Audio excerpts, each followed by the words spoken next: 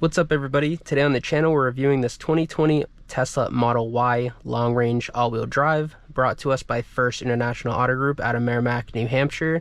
So of course, this being a Tesla Model Y all-wheel drive long-range, this is as comparable as it gets to my Ford Mustang Mach-E.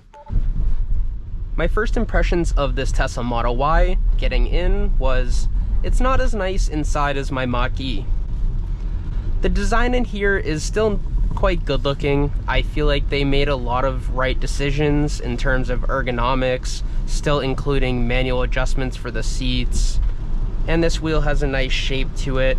But I am not impressed, however, with the fact that they have a lot of their should-be physical buttons as inputs on the screen, such as your HVAC controls or turning up and down the adjustment to your steering column. And even the blinker is a little hard getting used to in terms of just how it operates. It kind of reminds me of a BMW blinker where it doesn't really have like a full set down and then set up. You kind of like just bounce it up and down. But it is nice they have little cameras on either side. But one thing I'm truly missing in here is Apple CarPlay. We don't have Apple CarPlay because Tesla has their own operating system that their car runs off of, which is fine. It gets the job done. You have built-in navigation, you can control things such as your Spotify, and of course your cameras are constantly coming up when there's something around you, and you have this kind of 3D animated vision to show where other cars are. It'll even show things such as traffic cones or 18-wheelers, or in this case, a stoplight. I think that part is very impressive. The camera-based system that Tesla has is as good as cameras are going to get. But as far as full self-driving, we're not going to test that out today because, in fact, this Model Y doesn't have it. But I put a lot more faith in LiDAR and radar systems that pair with cameras rather than just a full camera system because of inclement weather such as we have here today. Power and torque numbers for this Tesla Model Y: 384 horsepower, 376 pound-feet of torque. I have a box in the back that I kind of just yanked, so apologies for the noise. We have a 0 to 60 time of 4.8 seconds, which is 0.7 seconds off of my Mach-E. So if you're comparing the two cars, you might ask, what are the differences in terms of storage? And I will list those out for you here, but really the most to note is we have a lot more rear storage in the Model Y. This does overall look like a much larger and taller vehicle in terms of the roof height, although it doesn't sit higher in terms of ground clearance, but you do have a lot of added room in the trunk. The front, however, is a little bit smaller in the Model Y compared to my Mach-E, which also has the ability to drain the front of water, such as, you know, if you were storing cold stuff in there with ice during a hot summer's day, that would be my use for it.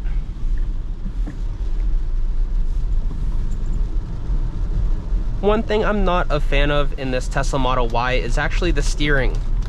It's very electronic. It feels almost like a video game. It's still very direct. You know where your tires are pointed, but it almost feels like there's like a 0.2 millisecond difference between my input and the actual steering happening. Which I know there's probably a delay in some other cars, but it just feels a lot more pronounced in here than you would in, my Mach-E or some of the other EVs I've driven. The exterior color on this Model Y is deep blue metallic. I actually think it looks pretty good. It definitely stands out from the standard white and gray Model Ys you see on the road, just like the one we just passed. And these wheels without the covers look okay, but my personal favorite is those dark arrow design looking ones. I think those are pretty cool, but I believe they only come with the performance models. As far as visibility, we have such a nice greenhouse in this Model Y. We have this giant panoramic moonroof just like my Mach-E, but we also have these giant side windows which provide a lot of visibility as well. Mirrors are pretty good too. No really blind spots to worry about in this Model Y. And we have those cameras that help you out too. So if you hit something, honestly, it's your fault. So this specific example is a 2020 model with 65,000 miles on it. Unfortunately, I can't give you guys a battery health test, but I will show a picture that indicates the battery health is good. It's passable by Tesla's system.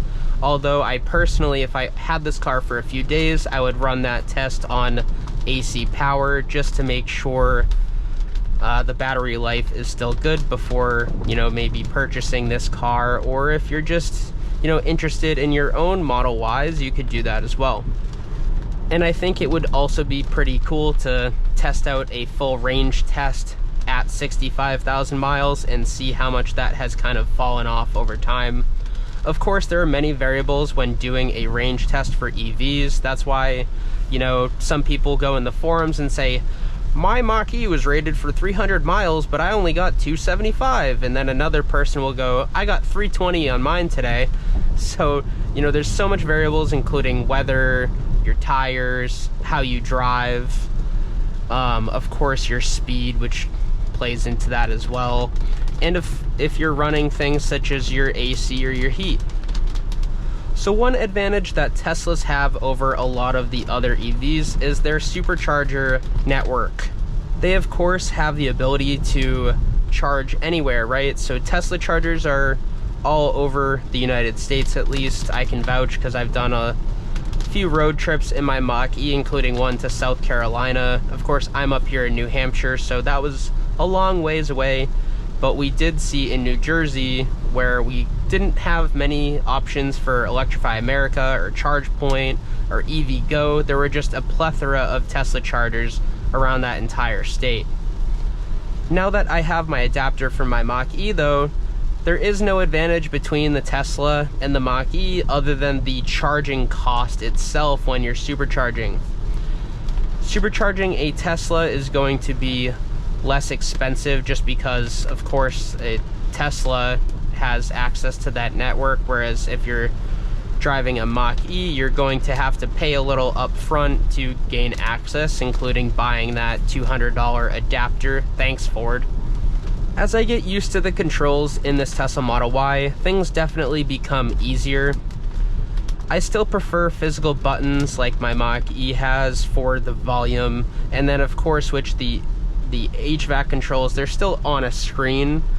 It's easier to pop up my menu and control things just because most of the controls are just out here, such as like my heated seats would be on the bottom, and then you have the ability to increase or decrease the temperature, which you can hear, but I just feel like maybe I'm just more used to my Mach-E. As far as these seats go, they're pretty similar to my Mach-E's. They're plush, they're leather, they feel good, they have lots of controls on them so you can really get yourself comfortable on long road trips. You have plenty of legroom here, you can really sprawl out in this front seat while not compromising too much on these back seats too, which they have ample room. Overall, very spacious Model Y. Alright, so we're approaching the worst road in Merrimack, New Hampshire. Let's hit it at 20 miles an hour. Of course, with regen, it's going to slow me down a little bit.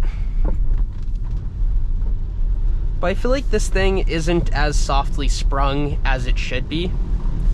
And I have that same complaint about my Mach-E. The suspension systems in these heavy EVs should just be a little better. They should be a little more softly sprung.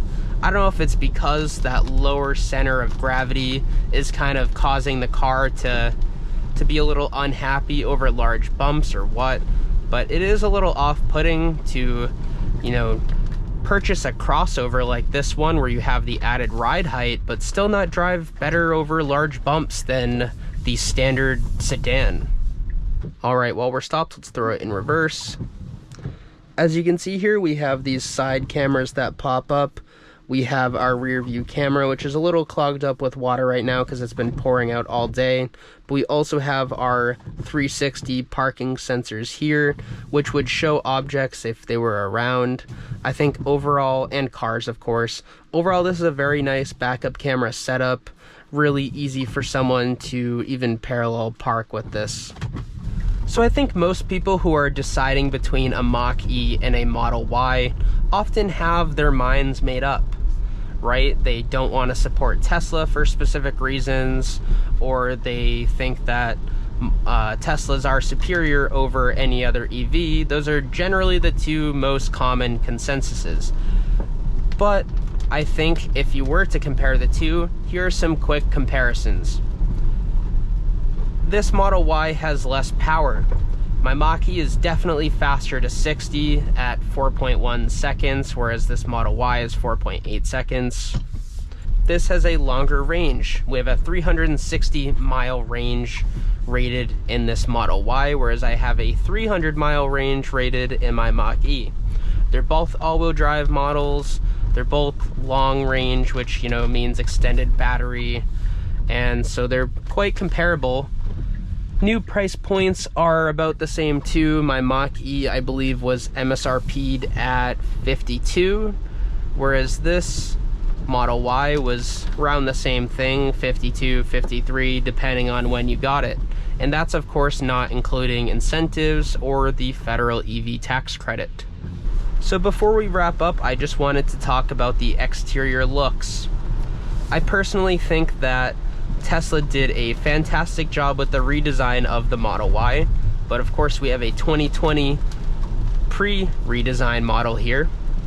And this front end is probably just the worst front end I have ever seen on a crossover.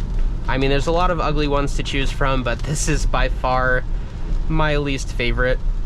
I would even choose a Cybertruck just in terms of looks alone.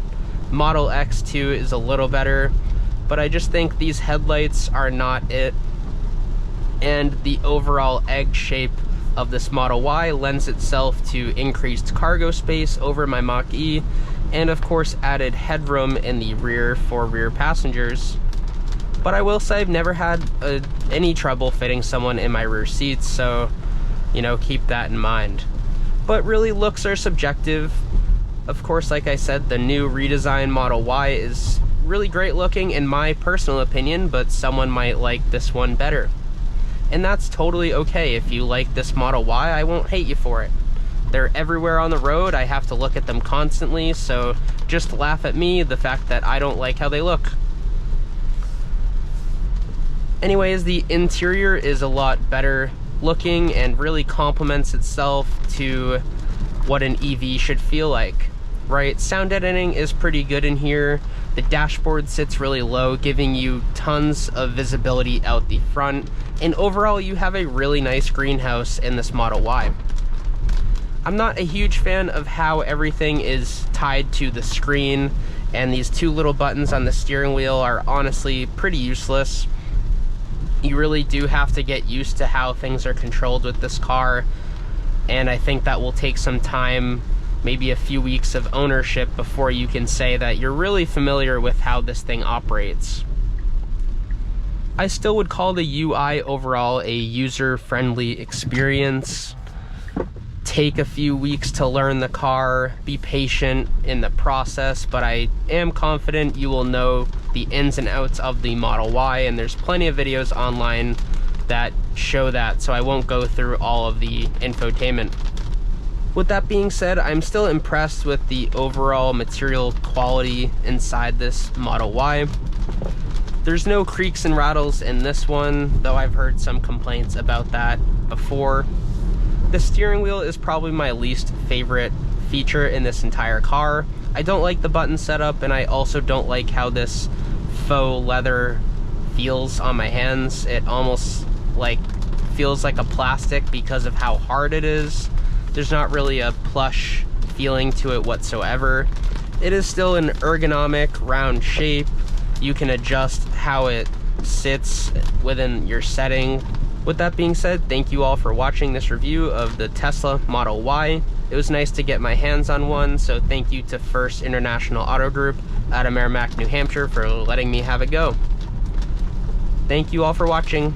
Don't forget to like, don't forget to subscribe, and I will see you all next time on Auto Joe. Bye-bye.